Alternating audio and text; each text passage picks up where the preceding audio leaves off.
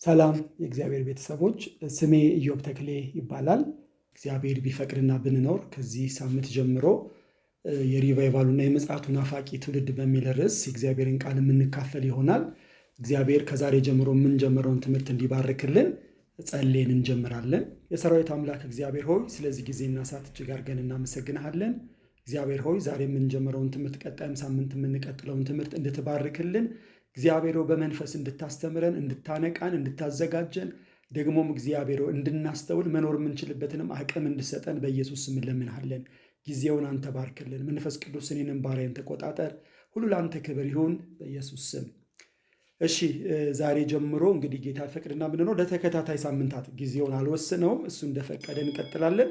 የሪቫይቫሉና የምጽአቱ ናፋቂ ትውልድ በሚል ርዕስ ነው የምንማረውና እንግዲህ እኔ ወደ ጌታ ከመምጣቴ በፊት ባልገባኝ መንገድ እግዚአብሔር ሆይ እንደው ደመና በወረደ ብዬ በፊት በነበርኩበት ቤተ እምነት ውስጥ ከጀርባ ዝም ብሎ ደመና ቢወርድ ብዬ እማኝ ነበርና ከዛ በኋላ ደግሞ ወደ ጌታ ስመጣ ወደ 18 ዓመት አካባቢ ጌታን ከተቀበልኩ በኋላ ደመና ምን እንደሆነ ሲገባኝ የእግዚአብሔር ክብር ምን ማለት ነው የባለጠ የእግዚአብሔርን ክብር እየተጠማው ነበርና በዚህ ውስጥ እግዚአብሔር ብዙ መርሆችን አስተምሮኛል። ክብርህን ባልኩት ቁጥር እንደዚህ አድርግ እያለ እግዚአብሔር ሲያስተምረኝ ነበረ። ደግሞ ከ15 ዓመት ወዲህ ደግሞ ስለ ዳግም ምጽአቱ እንደዚሁ መሻትን ውስጥ የከቶ ናፍቆትን ውስጥ የከቶ ስለ ዳግም ምጽአትም እግዚአብሔር በከፈተልኝ በር በተለያዩ ብረቶች ላይ ስለ ምጽአቱም ስለ ሪቫይቫል ሳስተምር ቆይቼ ነበርና አሁን ደግሞ በዩቲዩብ እንዲሁ ሪቫይቫሉንና ምጽአቱን የናፈቀ ትውልድ ካለ ለሪቫይቫሉና ለምጽአቱን ለማንቃት እንግዲህ ዛሬ ጀምሮ ተከታታይ እንማራለን ማለት ነው። እንግዲህ እኔ እንደዚህ አስባለሁ። በየቦታው አለ እግዚአብሔር ስለ በጎ ፈቃዱ መፈለግንም መሻትንም የሚከት እግዚአብሔር ነው እንደሚል ሪቫይቫሉን የሚናፍቅ ምጽአቱን የሚናፍቅ ትውልድ በዓለም ዙሪያ አለ ብዬ አምናለሁ። ቅሬታ አለ ብዬ አምናለሁ። ስለዚህ ይሄን ትውልድ እየተጠማ ያለው ሪቫይቫል ምን እንደሆነ፣ እንዴትስ መዘጋጀት እንዳለበት፣ የጌታ ዳግም ምጽአት እንዴት እንደቀረበ፣ ንጥቀት እንዴት እንደቀረበ፣ እንዴት መዘጋጀት እንዳለብን በዚህ ትምህርት ውስጥ እንማራለን። ለዛሬ ይሄ ትምህርት እንዴት የጊዜው እንደሆነ እንደ መግቢያ አንዳንድ ነጥቦችን ነው ዛሬ የምናየው ባጭሩ። የመጀመሪያ ዛሬ እንደ እግዚአብሔር ፈቃድ የማነበው አንድ ክፍል አለ። መዝሙር 119 ቁጥር 126 ላይ እንደዚህ ይላል። በጌታ በኢየሱስ አነበዋለሁ። ለእግዚአብሔር የሥራ ጊዜ ነው፣ ሕግህን ሻሩት ይላል። ትርጉሙ ላይ ምን ይላል? ሕግ እየተጣሰ ነው። ስለዚህ ይህ ለእግዚአብሔር የሥራ ጊዜው ነው ይላል። ስለዚህ አንድ ነገር በጣም ማረጋገጫ በጣም እንደቀረበ ማሳያ ለሪቫይቫል ሕግ ሲጣስ፣ ሕግ እየተሻረ ሲመጣ አንድ የሚነግረን ምልክት አለ። ምን ሲባል እግዚአብሔር ለሥራ ሊነሳ ነው ማለት ነው። አንድማችን ጋሽ በቄ በጻፉት የሪቫይቫል መጽሐፍ ላይም ኢትዮጵያና ዌልስ ላይ በተነሳው ሪቫይቫል የነበረበትን ሁኔታ ሲናገሩ ልክ ሪቫይቫሉ ሊገለጥ አካባቢ እዛሽ ከተማ ላይ በጣም አመፅ፣ ክፋት ጫፍ ደርሶ ነበረ። ስለዚህ ልክ ጫፍ እንደዚህም እኛ ጋር የደረሰ አይመስላችሁም? በቃ አመፁም፣ ክፋቱም፣ እርኩሰቱም ጫፍ ከደረሰ ይሄ ጊዜ እግዚአብሔር ሊነሳ ሊሰራበት ያለ ጊዜ ነው ማለት ነው። እስኪ የተወሰኑትን አሁን ኢትዮጵያ ውስጥ እየሆነ ያለውን ነገር እንመልከት። መቼም ሶሻል ሚዲያ የምትጠቀሙ ሰዎች አሁን ምድራችን ላይ እየሆነ ያለውን ነገር እያያችሁ እንደሆነ ተስፋ አደርጋለሁ። ከትናንት ይልቅ ዛሬ አመፅ፣ ክፋት እየጨመረ ነው። ለማሳያ አንዳንድ ነገሮችን ዛሬ ለምሳሌ ብዙ ነገር እየሰማ ነው ማለት አንዳንድ ጊዜ በተለይ ዘረኝነት የሚባለው ነገር በጣም እየጨመረ ነው። ከምጽአቱ አንጻርም ዲፕ ገብተን ወደፊት በደንብ እናያለን። ግን ዘረኝነቱ ከመባባሱ ባለፈ አብሮት ያስከተለው ነገርም ስንሰማ አንዳንዱ ነገር ለማውራት ራሱ የሚከብድ ታውቃላችሁ አይደለ? አንድ ባለስልጣንም አንድ ጊዜ በዜና ምን ሲሉ ሰምቻለሁ። እኔ ለመናገር ራሱ የሆነውን ነገር ይከብደኛል እና ምን አሉ፣ እንዲህ አይነት ዜና እየተሰማ ያለው አለ ከተባለም ኢትዮጵያ ውስጥ ነው፣ ሌላ ሀገር አይደለም ብለው ነበርና ዘረኝነቱ ራሱ መስፋፋቱ፣ ዘረኝነት መበራከቱና እንደዚሁም ደግሞ ከቅርብ ጊዜ በኋላ ግብረ ሰዶማዊነት መስፋፋቱ ከምን አንጻር እንደሆነ እናያለን። ከሚባለው በላይ እየተስፋፋ ነው ያለው። እንደው በቅርብ የታዩትን ነው እያነሳ ያለሁት። ማለት እየጨመረን የመጣው ግን ከቅርብ ጊዜ በኋላ ያሉትን ነው እያነሳ ያለሁት። እንዴት የራሱ ዜጋ የራሱ በሆነው ዜጋ ላይ እጅ ቆረጠ እያለን በቃ በአንዳንዶች አለባበስ፣ አንዳንዶች ቲክቶክ በሚባለው ፕላትፎርም ላይ እንዴት ርኩሰትን ላይቭ እየለቀቁ እንዳለ ማለት እውነት ማለት እኔ ራሱ አንዳንዴ እንደዚህ ያስባለሁ። እውነት ሀበሻ ነው እንዲህ አይነት ቃል ካፉ እያወጣ ያለው? እውነት ኢትዮጵያ ውስጥ ነው እንደዚህ እየተደረገ ያለው እስክንል ድረስ የሆነ የሚያስደነግጥ ነገር አለ ምድራችን ላይ ራሱ ማለት ነው። እና እንደዚህ አስባለሁ። ከቅርብ ጊዜ በኋላ እንደ ግል እንደ ህብረት እነዚህን 2 ሳምንት አንድ ነገር ውስጥ የተቆጣጥሮኛል። እግዚአብሔር አሁን መጥቶ ቢፈውሰን ምድራችንን ብላችሁ አልተመኛችሁም? እንደ ግል እንደ ቤተ ክርስቲያን እንደ ምድር ብዙ ነገር ተበለሻሽቷል። ስለዚህ የታመምንበት ጊዜ ነው። እንደ ቤተሰብ የታመምንበት ጊዜ ነው። እንደ ቤተ ክርስቲያን የታመምንበት ጊዜ ነው። እንደ ምድር የታመምንበት ጊዜ ነው። እና እንዲህ ዘማሪ ዘምረዋለች። አሞናል፣ ታመናል፣ ፈውስ ያስፈልገናል ብላ እህታችን አዲስ ዓለም ዘምረዋለች። እና ልታድነና ልትፈውሰና ልትምረና እንዳለችው ይሄ ጊዜ ዝም ብለን ካየነው በቃ ፈውስ የሚያስፈልገን ጊዜ ነው። ስለዚህ በጣም ብዙ ጊዜ ጾም ጸሎት ምድራችን ላይ ሲታወጅ የሚጠቀስ አንድ ቃል አለ አይደል? ሁለተኛ ዜና ምዕራፍ 7:14 ላይ ነው በስሜ የተጠራው ሕዝቤ ራሱን አዋርዶ በፊቴ ቢጸልይ ይቅር እለዋለሁ ምድራቸውንም እፈውሳለሁ አለ። እውነትም እዛ ሁለተኛ ዜና ላይ ዝም ብላችሁ ታሪኮችን ስታጠኑ በኢዮሳፍጥ ዘመን በአሳፍ ዘመን ሪቫይቫል ተነስቷል። እና እነዚህ ሰዎች ሁሌ ምንድነው የሚያደርጉት? አንድ ችግር ሲመጣ እነ ሞዓብ ሴር ሆኖ ሲመጡባቸው ፊቱን ወደ እግዚአብሔር አቀና ብሎ እግዚአብሔር በድንቅ ሲታደጋቸው አይተናል። በአሳ ዘመን ምድሪቱ አረፈች፣ ሰላም ጸጥታ ሆነ። ለምን ሲባል አሳ ህዝቡ እግዚአብሔርን ፈልገዋልና ይላል። ስለዚህ እግዚአብሔርን ብንፈልግ ዛሬም ፈውስ ይሆናል ለምድራችን ብዬ አምናለሁ። እነዚህ ደግሞ ምልክቶች አሁን ያየናቸውን ትንሽ ከዳግም ምጽአቱ ጋር ደግሞ እያያዝኩ ላሳያችሁ። ለምሳሌ ዘረኝነት ለምን ተበራከተ? አሁን በዚህ ዘመን ላይ ለምን ተበራከተ ካላችሁ ሰይጣን ኮራጅ ስለሆነ ነው። እንዲህ ብዬ ልናገር። ሰይጣን ከመነሻው ጀምሮ ካያችሁት ኮራጅ ነው። እና ራዕይ ምዕራፍ 5 ላይ ያለውን ቃል አሁን ኢየሱስ ክርስቶስ ከመጣ በኋላ ቤተክርስቲያንን ከነጠቀ በኋላ 7 ዓመት የመከራው ዘመን ሲጀምር ያኔ እኔ ነኝ ዓለምን አንድ ያደረግኩት፣ እኔ ነኝ ሰላም የሰጠሁት ለማለት አሁን ዘረኝነቱ ተስፋፍቷል። ራዕይ 5 ላይ ታስታውሳላችሁ። በደሙ ምን አደረገን? ከነገር ከቋንቋ ከወገን ዋሽቶ የመንግስቱ ካህናት አደረገን እንደሚለው ለካ ኢየሱስ ደሙን ሲያፈስ ከሲኦል ሊያድንን ከኃጢአት ሊቤዠን ብቻ ሳይሆን አንድ እርግማን ደርሶብን ነበረ። ይህም እርግማን ምንድነው? ዘፍጥረት 11 ላይ ትዝ ይላችኋል። የባቢሎን ግንብ ሲገነባ ኑ ስማችንን እናስጠራ ብለው ባቢሎንን እየገነቡ በነበረበት ሰዓት ድንጋይ አልተጠቀሙም፣ በጡብን የተጠቀሙት። ከዛ በኋላ መጽሐፍ ቅዱስ ሲናገር መዝሙር 118 ምን ይላል? 22 ላይ ግንበኞች የናቁት ድንጋይ እርሱ የማዕዘን ራስ ሆነ ይላል። እዛ ክፍል ላይ እነሱ የናቁት ድንጋዩን ነው። አልፈለጉትም፣ አያስፈልግም ብለው የራሳቸውን ስም ለማስጠናት እየሰሩ እያለ እግዚአብሔር ኑን ውረዳልና ቋንቋ ደባለቀ። ስለዚህ ይሄ ዘረኝነት በውስጥ የምናደርግበት ወይም ደግሞ የምንኩራራበት የኔ እኮ ቋንቋ አማርኛ፣ ጉራግኛ፣ ኦሮምኛ፣ ትግሪ እያልን የምንኮፈስበት አይደለም። በእርግማን የመጣብን ነው። ልብ በሉ። ከዚህ እርግማንም ለካ ሊዋጀን ነው ኢየሱስ የመጣው። ስለዚህ ዘረኝነት፣ ጎጠኝነት የበዛው ለምንድን ነው ካላችሁ ሐሰተኛው ክርስቶስ ሊገለጥ ጊዜው ስለደረሰ የእሱ ጡቦች መቼም ራሳቸውን አሁን በግልጽ ስማቸውን እየተናገሩ ነው። ዳግም ምጽአቱን ስንማር ዲፕ ገብተን እናያለን፣ በደንብ ጠልቀን እንገባለን። እነዚህ ስማቸው ራሱ ምን ብለው ነው የሚጠሩት? ግንበኞቹ ብለው ነው የሚጠሩት።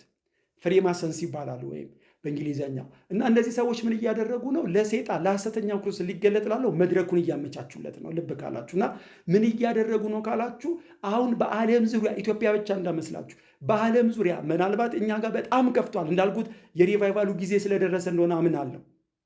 ብዙ ከሪቫይቫል ታሪክ የምታነቡ ካላችሁ ኢትዮጵያ 40-50 ዓመት አካባቢ ይሆናል ኢትዮጵያ ላይ ሪቫይቫል ይገለጣል ከተባለ።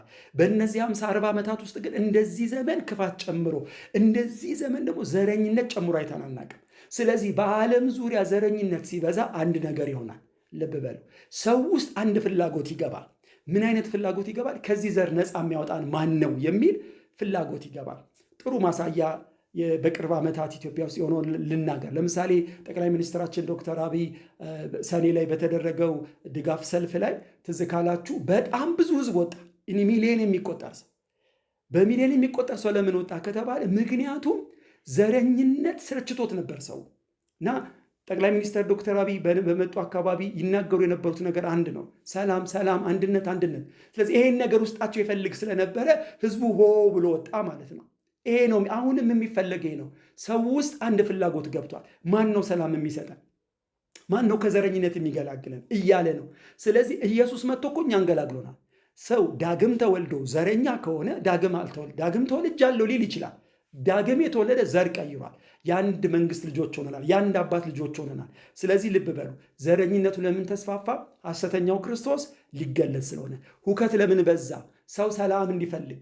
እውነተኛ ሰላም ኢየሱስ ነው። እኔ የምሰጣችሁ ሰላም ዓለም እንደሚሰጥ አይደለም ስላለ ይህንን ሰላም እኔ እሰጣለሁ ብሎ ለተወሰነ ጊዜ ሰላም ሊሰጥ ከዛ ምድሪቱን ሊያውቅ ሴጣን አሁን ረብሻ ሆኗል። ምድር ታናውጣለች። ስለዚህ ዘረኝነቱ የበዛው ከዚህ አንጻር ነው ልላችሁ ነው። ሌላው ለምንድን ነው ግብረ ሰዶማዊነት የተበራከተው?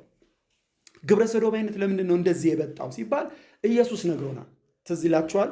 ሉቃስ ምዕራፍ 17 ከ26 ጀምሮ ኢየሱስ ሲናገር እኔ ከመምጣቴ በፊት አለ በኖህና በሎጥ ዘመን እንደሆነው ይሆናል አለ።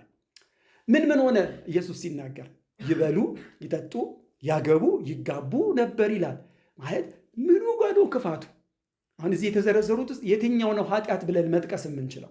አስተውለ ማለት መብላት፣ መጠጣት፣ ማግባት ምንድን ነው ችግሩ ሲባል እሱ ጋር አይደለም ችግሩ። መብላት፣ መጠጣት፣ ማግባት፣ መውለዱ ጋር አይደለም ችግሩ።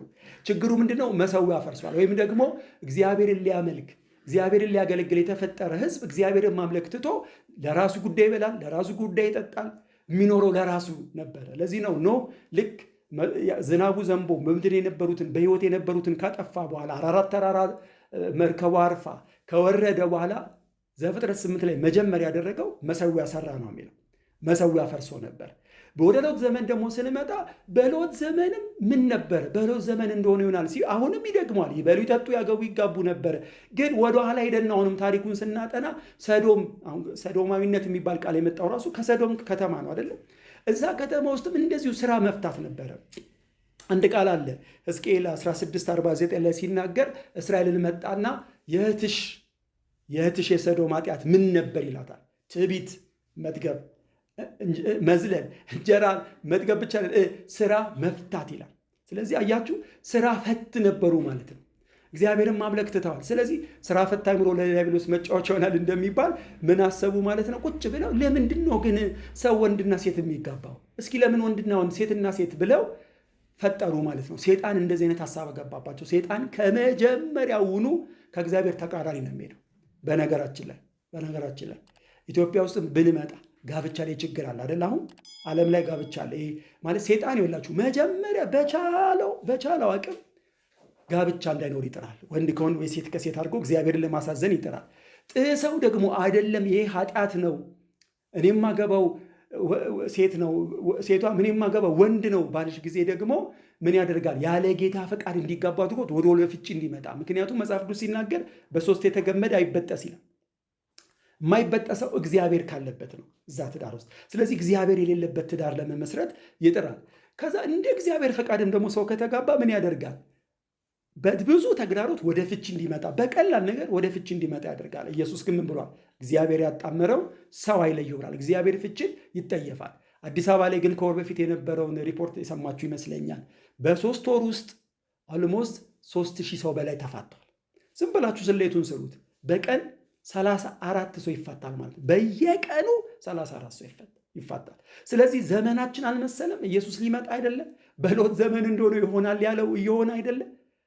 ስለዚህ ሰዶማዊነትን አንድ ነገር ልለው እዚህ ውስጥ የገባሁት ሰዶማዊነትን በነገራችን ላይ በጣም መግለጥ አለብን። የጨረመውን ስራ ኤፌሶን 5 ላይ ግለጡት እንደሚለው ኃጢአት ነው ልክ አይደለም ብለን መግለጥ አለብን፣ መቃወም አለብን። ነገር ግን ሰላማዊ ሰልፍ ስለወጣን ፒቲሽን ስለተሰበሰበ አናስቆመው። ግብረ ሰዶምን ለምን ሲባል ኢየሱስ ይሆናል ነው ያለው። ነገር ግን አንድ ተስፋ አለ። ይህን ሪቫይቫል ተጣርተን የእግዚአብሔር ክብር በምድራችን ላይ ቢገለጥ እገልጠዋለሁ ያለው በምድራችን ላይ ቢገለጥ አስባችሁታል? በዚህ ስርዓት ውስጥ ያሉትን ነፃ እናወጣለን። እነዚህ ሰዎች እርግጠኛ ላድርጋችሁ ወደው አይደለም እዚህ ስርዓት ውስጥ የገቡት። ጠጋ ብላችሁ ብትጠይቋቸው አልፈልገውም እኮ ሊሏችሁ ይችላሉ። ስለዚህ እነዚህን ሰዎች መናጠቅ እንጂ ያለብን ይቁም ብንል፣ በነገራችን ላይ አሁን በቅርቡ በተደረገው ምድራችን ላይ ጥሩ ነው አይደለ? በቃ የማይገባ ንግግር የተናገሩ የማይገባ አለባበስ የለበሱ በተለያየ እንደዚህ የተጠረጠሩ ሰዎች ታስረዋል። ልንገራችሁ ከዚህ በኋላ በድፍረት ባያወጡትም አሁን ኦፖርቹኒቲው ስለተገኘ ድሉ ስለተገኘ በውስጥ የተደበቀ ነገር ወጥቷል። ድሮም እኮ በውስጥ ሲስፋፋ ነበረ። አሁን በይፋ መውጣት ጀመረ። ልብ በሉ አሁንም እስራት ፈቶ ሰው በቲክቶክም በዩቲዩብ ላይ በፌስቡክ በይፋ ባያወራውም በውስጥ ግን ይስፋፋል። ስለዚህ መቃወም እኔ ይቅርታ አድርጉልኝና በጣም አንዳንድ ቅዱሳንም ራሱ አይቻለሁ በዩቲዩብ ላይ ማለት እንዴት እንደዚህ ሆነ መውገር ነው እንጂ መግደል ነው ኢየሱስ ያለውን አትርሱ እንጂ ዮሐንስ 8 ላይ ያችን ሴት ትዝ ይላችኋል አመንዝራለች በጻፉ የሙሴ ሕግ ትወገር ምን ትላለህ አሉት ከእናንተ ኃጢአት የሌለበት ቅድሚያ ይውገራት ነው ያለው ኢየሱስ ንጹሕ ቅዱስ ስለሆነ እሱ መፍረድ ይችላል እኔ ግን ውሸት እንኳን ካለብኝ አንተ እንዴት ሰዶማዊ መወገር አለብህ ብዬ መፍረድ አልችልም ይልቅ እንደው ጎበዝ ከሆንን አስተዋይ ከሆንን ኦኬ ለካ ኢየሱስ እንዳለው በሎጥ ዘመን እንደሆነ ሆኖ ነው ስለዚህ በዚህ ውስጥ ያሉትን ልክ መልአኩ በሎጥ ዘመን ሎጥን ከመካከላቸው ስቦ ወደ ቤት እንዳስገባው ወደ እግዚአብሔር መንግስት ለማፍለስ የሚጠበቅብን አንድ ነገር ክብሩን መለመን ነው የሚያስፈልገን እሱ ስለሆነ ማለት ነው ሌላው እንግዲህ ክፋትና አመጽ በዝቷል አይደል ክፋትና አመጽ በዝቷል አንድ ጊዜ አንድ ሁለት ወር ይመስለኛል አንድ የውጭ ዜና ሰምታችሁ ከነበር አላውቅም አንዲት እናት 2 ልጆቿን ገደለች እና ምን ሆነች ነው ተባለች አንድ የዓለም መጨረሻ ይባላል የምትከተለው እምነት የዓለም መጨረሻ የሚባል የእምነት እንቅስቃሴ ውስጥ ናት ያለችው እና ለምን ገደልሽ ተብላ ፍርድ ቤት ስትጠየቅ እኔ እኮ ልጆቼን ወደ ገነት ነው የላኳቸው አለች እና ያደረኩት ምንድነው የዓለም መጨረሻ እንዲፋጠን ነው ወደ 7 ዓመት መከራ ቶሎ እንድንገባ ነው መጽሐፍ ቅዱስን ያወቀች የምትመስል ግን ሰይጣን ያሳታት ሴት ማለት እንደዚህ ነው ልብ በሉ እኔ አንድ ነገር ፈልጌ ነውችን ሴት ያነሳዋት እሷን ባትለው ልጆቿን ባትገድል ዓለም አሁን እንደዚህ አይነት ክፋት ውስጥ አይደላችሁ እንዲህ አይነት አመጽ ውስጥ ምን እያለች ይመስለኛል ዝም ብያ ለምን ሳይል እግዚአብሔር ሆይ ጽዋ ይምላና ናውረድ በቃ አፍስሰው ቁጣን የ7 ዓመት መከራ ይጀመር እነዚህን ሁሉ ምጽአት ውስጥ ስንገባ እንዘረዝሯለን አሁን መግቢያ ስለሆነ ነው ዛሬና ምን እያለች ነው ዓለም ባጭሩ ና 7 ዓመት ይጀምር ስለዚህ ጡቦቹም ወይም ግንበኞቹ የሚባሉት በደም መድረኩን እያመቻቹለት ነው ብዬ አስባለሁ ሌላ ለዳግም ምጽአቱና ለንጥቀት የሚሆን ምልክቶች ከተፈጸሙ ባለፉት 2000 ዓመታት እንደዚህ ብዬ አስባለሁ ቤተክርስቲያን ዝም ብላችሁ ያለፉት 2000 ዓመታት ቤተክርስቲያን እንዴት ነበር ከስህተት የጸዳች አልነበረችም ከክፋት የነጻች አልነበረችም አይደለ ቤተክርስቲያን ዝም ብለን ሂስቶሪያን ስናጠና ገና ኢየሱስ ከመሄዱ ነው የስተት ትምህርት የስተት ሐሰተኛ ነቢያት የተነሱት የዳግም ምጽአት ላይ በደንብ እናያለን ኢየሱስ ከመምጣቱ በፊት ሐሰተኞች ነቢያት ይበዛሉ ብሏል ስለዚህ እንደ አሸን መፍላታቸው ግራ ያጋባችሁ አንዳንድ ጊዜም ደፈር ብላችሁ ተናገሩ ሐሰተኛ ነቢያዎችን አቅርበው ይሄው ይሏቸዋል አይደል ይሄው የጴንጤ ባይኖር በምን እንዝናና ነበር እያሉ እነሱን እያመጡ የቅር ሲያመጡ እኛን አይወክሉኑ ነው ብለን መናገር ያለብን እና ደግሞ እቺን ጥቅስ መጥቀስ እንችላለን በቃ ማቴዎስ 24 ላይ ሐሰተኛ ነቢያት ይነሳሉ ብላ ሐሰተኛ ነቢ ነው ብለን በድፍረት መናገር አለብንና ቤተክርስቲያን እውነት ነው ባታቂ ኢየሱስ እነዚህ የምጣር መጀመሪያ ነው እንዳለ እየበዛ ነው የመጣው ከቤተ ክርስቲያን አንጻር ግን ጊዜው ነው የሚለው የሪቫይቫል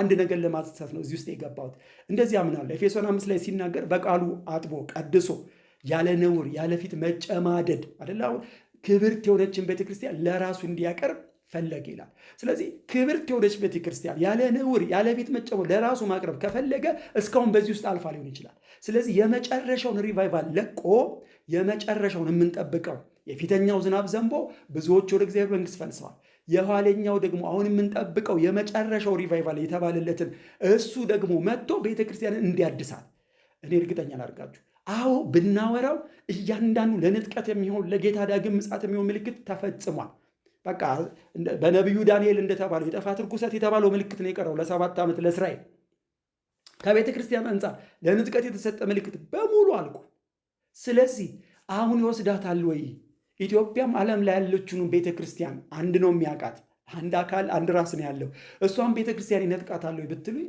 ነው ስንቱ ሰው ሊነጥቅ ነው አሁን ስለዚህ መንጻት አለበት ክብርት የሆነች ያለ ነውር ያለ ፊት መጨማደድ ነው ሊያቀርብ የፈለገው ስለዚህ ሌላ ማሳያዬ ይሄ ነው ልላችሁ ነው እንደዚህ አስባለሁ ቤተ ክርስቲያን ወደ ቀድሞ ተጽዕኖ ፈጣሪነቷ መመለስ አለባት በጣም የምወዳቸው ክፍሎች አሉ ሐዋርያት ሥራ ምዕራፍ 2 ላይ ሞገስ ነበራቸው ይላል የሚድኑት ዕለት ይጨመሩ ነበር ምዕራፍ 5 ላይም ስትመጡ ይፈሯቸው ሊተባበሯቸው የሚደፍሯቸውም አልነበረም ይላል እንደተጻፈው እኮ ነው ኢሳይያስ 2 ላይ አለ አይደል ደግሞ ሚልክያስ ላይም 2 አለ አይደል ምንድነው የሚለው በመጨረሻው ዘመን የእግዚአብሔር ቤት ተራራ ከተራሮችም ከኮረብቶችም በላይ ከፍ ትላለች እንደተባለው አሁን ከፍ ካሉት በላይ በጣም አሁን በተለይ እግዚአብሔር የለም የሚል በዛ አይደል ዩቲዩብ ላይ ስታዩ በጣም ደግሞ በጣም የሚያሳዝነው ከወንጌላውያን ቤተክርስቲያናት ነው የወጣ ነው ሲሉ ያማል። ፓስተር ነበርኩ ወንጌላዊ ነበርኩ ብለው ሲናገሩና እግዚአብሔር የለም ብለው አንዳንዱ ቃል ደግሞ ለመናገር ራሱ የሚያሳፍር ቃል የሚናገሩት በድፍረት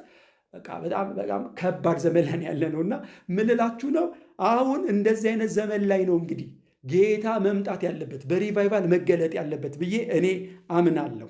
ምን ልላችሁ ነው፣ ቤተ ክርስቲያን አሁን እግዚአብሔር የለም ከሚሉት በላይ ከፍ ማለት አለባት። በቃ ተጽዕኖ ፈጥረናል ብለው በምድሪቱ ዙሪያ ካሉ ሰዎች ዓለም ላይ ተጽዕኖ ፈጥረናል ከሚሉ በላይ ከፍ ማለት አለባት።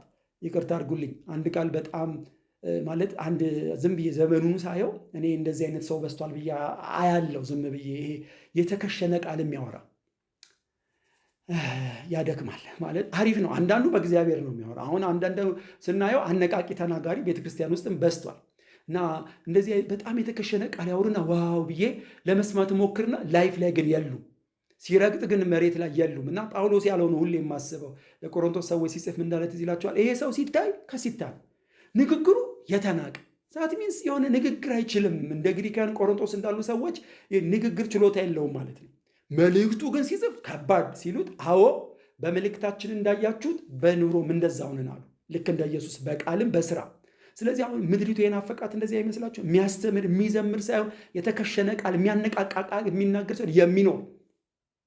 በነገራችን ላይ አነቃቃይ ተናጋሪ የተከሸነ ቃል የሚያወሩት ጋር ገባ ብትሉ፣ ወደ ውስጥ ገባ ብትሉ ህይወታቸው የሚያስደነግጥ ነው። ስለዚህ አሁን የሚኖር ሰው ነው አይደል? ምድሪቱ የናፈቀችው የሚኖር ነው። እና በአጭሩ አሁን ምን ይፈለጋል እያልኳችሁ ነው። በሪቫይቫሉ ተጽዕኖ ወደ ፈጣሪነቷ፣ ያ ሞገሷ፣ ያ መፈራቷ መመለስ አለበት። እንዴ በጣም እኮ እኔ የዛሬ 25 ዓመት ወደ ጌታ እኮ ስመጣ ትንሽ ደርሼበታለሁ። ሰዎች አይተውኝ ጴንጤ ነህ ተብዬ እኮ አውቃለሁ። አሁን እኮ ጴንጤ ነህ እንዴ ነው እኮ የምንባለው። ሞገሳችን ተገፏል። ስለዚህ ምልላችሁ ነው ቤተ ክርስቲያን ወደ ቀድሞ ተጽዕኖ ፈጣሪነቷ ወደ ቀድሞ ውበቷ የሚመልስ ሪቫይቫል ያስፈልገናል። የመጨረሻ ማነሳው የጊዜ ነው ብዬ ይህን ትምህርት ለማስተማር በዩቲዩብ የመጣሁት በተለያዩ ህብረቶች ላይ ተማሪዎች ህብረት፣ ፌሎሺፕ፣ የተለያዩ ህብረቶች ላይ ወጣት ታዳጊዎች ላይ አስተምሬዋለሁ።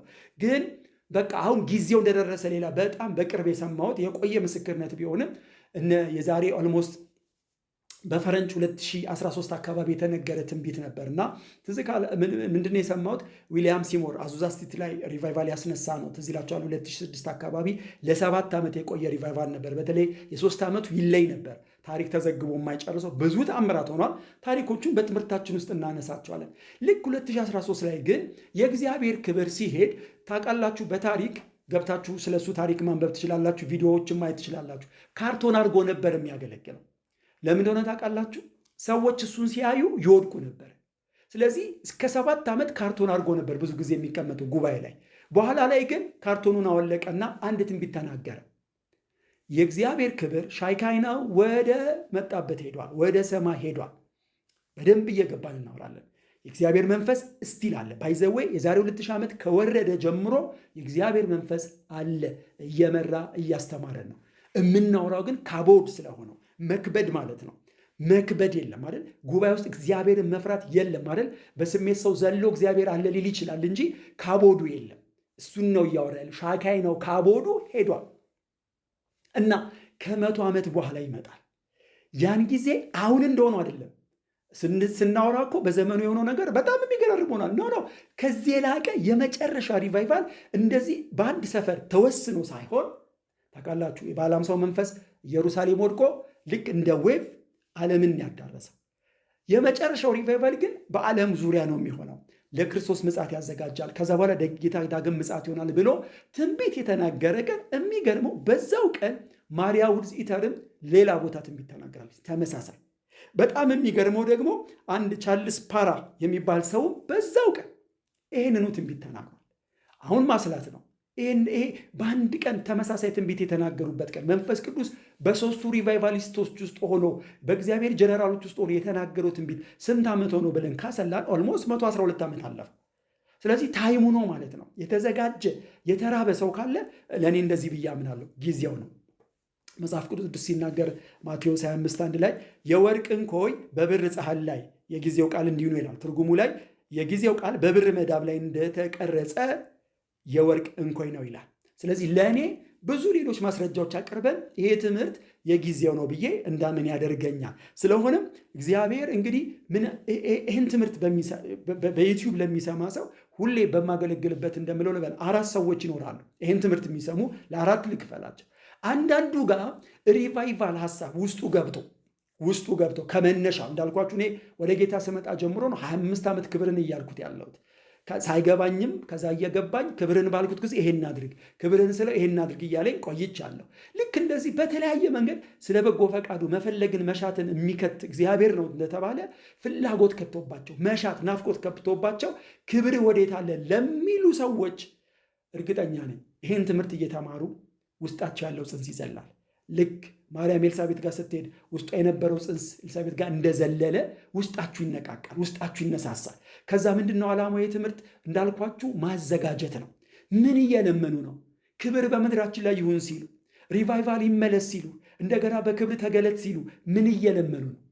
ደግሞስ እንዴት ነው ለሪቫይቫሉ መዘጋጀት ያለባቸው? እነዚህን ሐሳቦች ነው ለዛ ሰው ነው እሱን ሰው ለማንቃት የተራበ ሰው እየናፈቀ ያለ ለማንቃት። ሌላው ደግሞ ምን አይነት ሰው ሊኖር ይችላል? ዝም ብሎ የሚኖር የስም ክርስቲያን ሆኖ ስለ ሪቫይቫል ሲወራም ምንም የማይገባው እንዲህ አይነት ሰዎችን ራሱ ደግሞ ለማንቃት በሰማ ጊዜ ከፈቀደ እርግጠኛ ላድርጋችሁ ይሄ ናፍቆት ይሄ መሻት ይገባበታል። መንፈሱና ሙሽራይቱ ና ይላሉ እንደሚል ሪቫይቫሉን ብቻ ሳይሆን ጌታ ሆይ ቶሎ ና የሚል ሙግት ይገባበታል።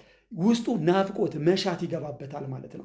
ስለዚህ ልክ ነህምያ እንደሆነ ማለት ነው። ነህምያ ትዝ ይላችኋል። ሐናኒ እኮ በተግባር ነው ሄደው። ወንድሙ ሐናኒ ኢየሩሳሌም ሄዶ ሲመጣ እንዴት ናቸው ሀገሩ ህዝቡ ሲለው እንደዚህ ያለው ቅጥሯ ፈርሷል፣ መቃብሮቿ ተቃጥለዋል ሲለው አልቅስ አዝን እጾም ጀመር ይላል። ልብ በሉ ሐናኒ በአካል አይቶት ከመጣው በላይ ሸክም ውስጡ ገባ በሰማው። ስለዚህ ይህን ትምህርት እየሰሙ የሪቫይቫል የምጽአት ናፍቆት የሚገባባቸው አሉ። ደግሞ ሌሎች ደግሞ በቃ ለራስ መኖር የሚፈልጉ ክብሩ ከመጣ ክብሩን የማይሻማ ለራሱ የሚኖር ጌታን የማይፈልግ ይሄ ትምህርት ላይመቸው ይችላል። አንዳንዶች ደግሞ አሉ እርግጠኛ ላድርጋቸው። አራተኛው ደግሞ ቡድን ምን አይነት ነው? አሁን ሪቫይቫል አለ የሚል ሳምንት እናየዋለን።